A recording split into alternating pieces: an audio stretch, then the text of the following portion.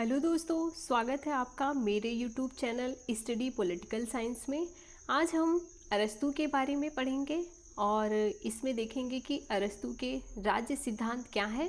राज्य सिद्धांत के बारे में पढ़ेंगे और अरस्तू के राज्य सिद्धांत की विशेषताएं पढ़ेंगे और ये कुछ उनके बारे में पृष्ठभूमि है जिसको जान लेना सबसे ज़्यादा ज़रूरी होगा, क्योंकि हम तभी अरस्तू के बारे में जान पाएंगे कि अरस्तू अपने विचार को किस तरह से किस माध्यम से देना चाहता है। तो आइए उनके पृष्ठभूमि के बारे में जानते हैं।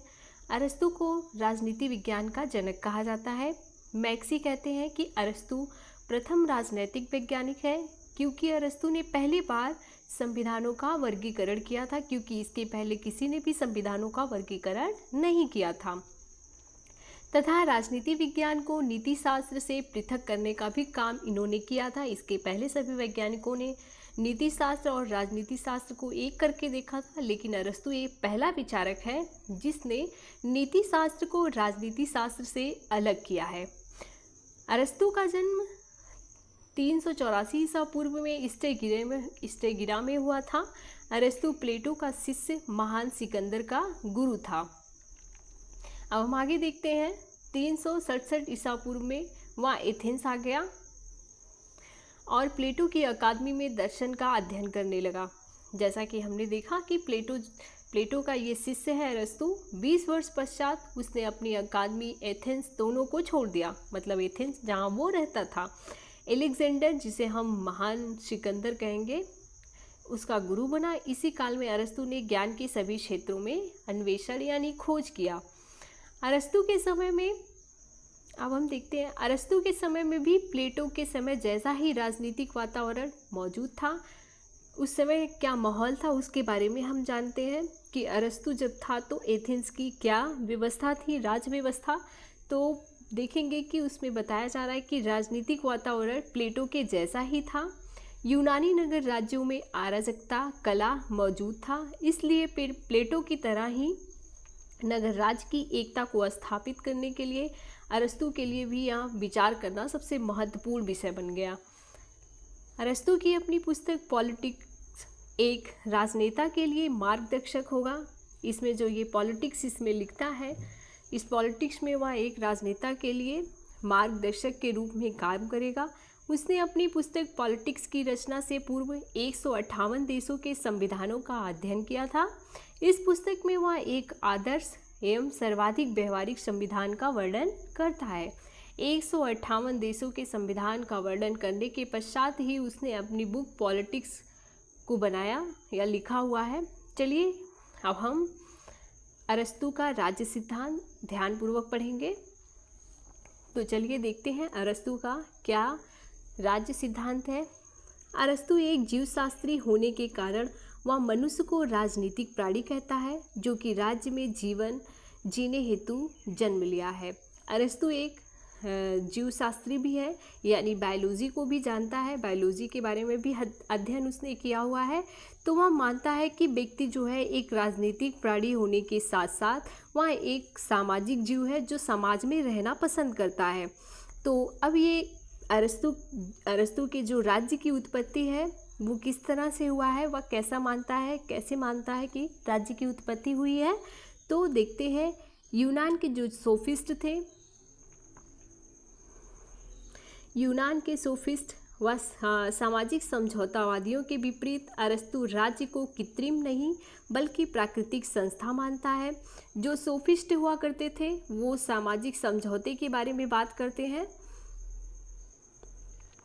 लेकिन अरस्तू कहता है सामाजिक समझौता नहीं होता, बल्कि व्यक्ति एक प्राकृतिक प्राणी है और परिवार में, समाज में, ग्राम में और राज्य, इस तरह से उसका विकास होता है। वह एक प्राकृतिक प्राणी है, ना कि उसे किसी समझौते की आवश्यकता होती है। इस क्रम में सर्वप्रथम वह परिवार बनता है। वह बताता है कि एक राज्य कैसे बनता है। सबसे पहले एक परिवार बनता है। परिवार में पति, पत्नी, बच्चे और दास को ये सम्मिलित करता है। चूँकि मनुष्य अपनी सभी आवश्यकताओं की पूर्ति परिवार में रहकर तो नहीं कर सकता, इसलिए वे कई परिवार मिलकर एक गांव का निर्माण करते हैं। अब हम देखते हैं कि परिवार के बाद अरस्तू बताता है एक गांव का निर्माण होता है। अब इस गांव में भी रहकर व्यक्ति की सारी आवश्यकताओं की पूर्ति अगर नहीं होती है तो व्यक्ति मिलकर गांव की कई संख्याएं, मतलब समझ सकते हैं ढेर सारे गांव मिलकर एक राज्य का निर्माण करते हैं। इस आधार पे अरस्तु बताता है कि राज्य की उत्पत्ति सबसे पहले एक परिवार, उसके बाद एक ग्राम, फिर उसके बाद लास्ट में राज्य से होती है। और यह परिवार में पति पत्नी बच्चे और दास को लेता है। ये सब मिलकर, कई परिवार मिलकर एक गांव का निर्माण करते हैं और कई ग्रामीण से एक राज्य का उदय होता है।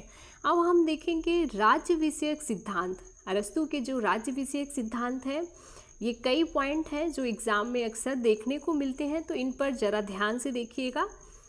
जहाँ प्लेटो राज्य को व्यक्ति का एक विराट रूप मानता है, वहीं पर अरस्तु परिवार का एक विराट रूप राज्य को मानता है। प्लेटो कहता है कि जो राज्य का विराट रूप होता है या व्यक्ति का जो विराट रूप होता है वहाँ एक राज्य होता है, लेकिन अरस्तु कहता है कि परिवार का एक विराट रूप ही राज्य कहलाता है। दूसरा पॉइंट हम देखेंगे जिसमें अरस्तु बात करता है, राज्य सर्वोच्च समुदाय है। अभी हमने देखा ये हाईएस्ट गुड की बात करता है, यानी उच्च अच्छाई की बात करता है, जिसे प्राप्त करने के लिए सर्वोच्च समुदाय में सर्वोच्च सद्गुण का होना ये आवश्यक मानता है। तीसरे पॉइंट में जो कि मोस्ट इम्पॉर्टेंट है, वह मानता है कि राज्य को मनुष्य से, अरस्तु जो कि राज्य को मनुष्य से पूर्व बताता है, क्योंकि वह कहता है राज्य व्यक्ति के मध्य आंगिक को ही पूर्ण मानेंगे और अंग को अपूर्ण मानेगा। इन दोनों का आंगिक और अंग का संबंध यानी व्यक्ति और राज्य के संबंध के बराबर मानता है। यह कहता है कि राज्य पूर्ण है, आंगिक है, जबकि व्यक्ति अपूर्ण है और ये इसका अंग है। एक तरह से कहेंगे ये इसका आंगिक राज्य हुआ अरस्तु का। अब आंगिक राज्य के बारे में ये कैसे कहता है, कि इसके बारे में जानेंगे कि अरस्तु ने क्यों कहा है कि राज्य को मनुष्य से या पूर्व कैसे बताता है। देखते हैं। जैसे देखिए, एक राज्य है जिसमें समाज आता है, परिवार आता है, मनुष्य आता है, लेकिन ये राज्य अपने आप में पूर्ण है, ये इसके अंग है। इसी हिसाब से वह मनुष्य में भी ले सकते हैं, जैसे हाथ, पैर, नाक, ये इसका एग्जाम्पल देता है। कहता है ये जैसे इसके अंग हैं, ये अपूर्ण हुए और मनुष्य जो कि एक पूर्ण हुआ। इसलिए ये इस आधार पे यह बताता है, अरस्तु बताता है कि व्यक्ति राज्य जो है मनुष्य से पूर्व है। अगर आपको ये समझ में ना आया हो तो मैं अगले वाली वीडियो में आपको ये अच्छे से समझाऊंगी, लेकिन अभी आप ये समझ सकते हैं कि राज्य व्यक्ति से पूर्व क्यों है, क्योंकि ये राज्य को पूर्ण मानता है और उसके अंग को ये अपूर्ण मानता है। अब हम देखेंगे राज्य का उद्देश्य किस आधार पर अरस्तु राज्य को स्थापित करना चाहता है। तो इस उद्देश्य से करता है, राज्य पति पत्नी बच्चों व दासों का बना है। अरस्तु कहता है कि राज्य का अस्तित्व सद्जीवन के लिए है तथा निरंतर उत्तम जीवन की प्राप्ति इसका लक्ष्य है। वह राज्य का सद्गुण युक्त जीवन की प्राप्ति तथा सर्वोच्च सद्गुण युक्त के विकास हेतु व प्राकृतिक साधन के रूप में भी देखता है। वह अरस्तु बताता है कि राज्य का उद्देश्य सद्गुण जीवन की प्राप्ति के लिए होता है, प्रत्येक व्यक्ति की हाईएस्ट गुडेस्ट प्राप्त करने के लिए होता है, यानी हाईएस्ट या उच्चतम अच्छाई को प्राप्त करना ही राज्य का उद्देश्य होता है। और आगे हम देखेंगे अरस्तु क्या कहता है राज्य के उद्देश्य के बारे में। अरस्तु के अनुसार एक उत्तम जीवन के 3 पक्ष हैं। बाह्य पक्ष जिसमें संपत्ति विश्राम सम्मिलित है, शारीरिक पक्ष जिसमें शारीरिक रूप से स्वास्थ्य जुड़ा है, और तीसरा है आध्यात्मिक पक्ष जिसमें सद्गुणों की प्राप्ति, नैतिकता का विकास आदि को अरस्तु सम्मिलित करता है। अब ये हो गया बात अरस्तु किस तरह से राज्य के उद्देश्य के बारे में बताता है या हमें राज्य की आवश्यकता क्यों पड़ती है। अब हम इसका एक और रूल देखेंगे जिसमें इसने स्वर्णिम मध्यमान का नियम दिया है। स्वर्णिम मध्यमान रूल ऑफ गोल्डन मीन। चूँकि अरस्तु व्यवहारवादी अनुभववादी दोनों है, अतः उसने अतियों की नहीं बल्कि मध्यमान का नियम अपनाया है, क्योंकि वह कहता है राज्य वहाँ अच्छा होगा जहाँ अमीर गरीब के बजाय मध्यम वर्गीय ज़्यादा लोग होंगे, जिससे वहाँ क्रांति की संभावना कम रहेगी। इसका मतलब ये हुआ रूल ऑफ गोल्डन मीन का। ये आपके एग्ज़ाम में पूछ सकता है, तो इस पर ध्यान दीजिएगा कि रूल ऑफ गोल्डन मीन अरस्तू का क्या है। इसमें ये मध्यमान को अपनाए में बीच का रास्ता अपनाता है। ये नहीं, ना ये ज़्यादा अमीर को बढ़ावा देना चाहता है, ना ही ये ज़्यादा गरीब को बढ़ावा देना चाहता है। ये मध्यम वर्गीय लोगों को कहता है कि इनकी संख्या ज़्यादा अगर होगी तो जो व्यक्ति के द्वारा क्रांति की जाती है उसकी संभावना बहुत कम हो जाएगी। अब हम अरस्तू के आदर्श राज्य की विशेषता के बारे में बात करेंगे। तो सबसे पहला है शासन प्रणाली पॉलिटी होनी चाहिए। दूसरी में ये बताता है राज्य की जनसंख्या ना ज़्यादा हो ना कम होनी चाहिए। और तीसरे में राज्य समुद्र के किनारे स्थित होना चाहिए। जलवायु वहाँ समशीतोष्ण हो, कानून सर्वोच्च हो। आदर्शवादी प्लेटो से भिन्न अरस्तु एक यथार्थवादी है, इसलिए वहाँ आदर्श राज्य व सरकार के बारे में सलाह देने से पूर्व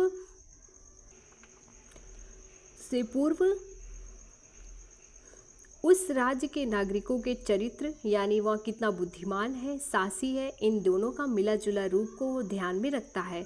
इसका मतलब है अरस्तु कहना चाहता है कि एक आदर्श राज्य में जो नागरिक होगा वो कैसा हो, उसका चरित्र अच्छा हो, बुद्धिमान हो और साहसी, ये दोनों रूप उसके अंदर मिले जुले होने चाहिए। ये इसके एक आदर्श राज्य की विशेषता है। इसी क्रम में हमारा वीडियो समाप्त होता है और प्लीज़ मेरे चैनल को शेयर और सब्सक्राइब करें। Thank you so much.